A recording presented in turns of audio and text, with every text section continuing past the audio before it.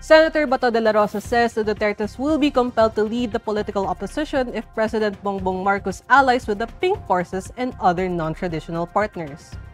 During the Kapihan sa Senado Forum on Thursday, June 27, De La Rosa underscores the potential role of the Dutertes in shaping the country's political landscape.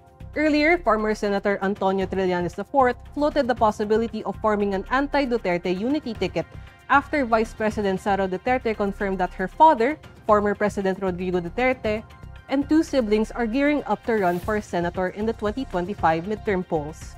No choice, ano bang mangyayari dyan? Wala nang oposisyon, nandun na yung mga yellow, mga pink kasama na sa Malacanang.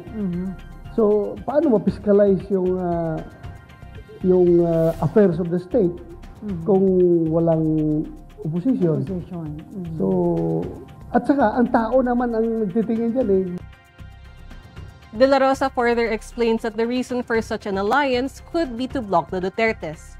According to De La Rosa, Vice President Sara Duterte and her father will be good choices to lead the opposition. Ganito yan eh. Kung mag-align sila sa Malacanang, ano pang purpose? Bakit sila nag-join forces sa Malacanang? Di ba para hadlangan ang Duterte? Oh, so pag gano'n, hadlangan ang Duterte, so obvious na opposition ng Duterte niyan pag gano'n ang sitwasyon.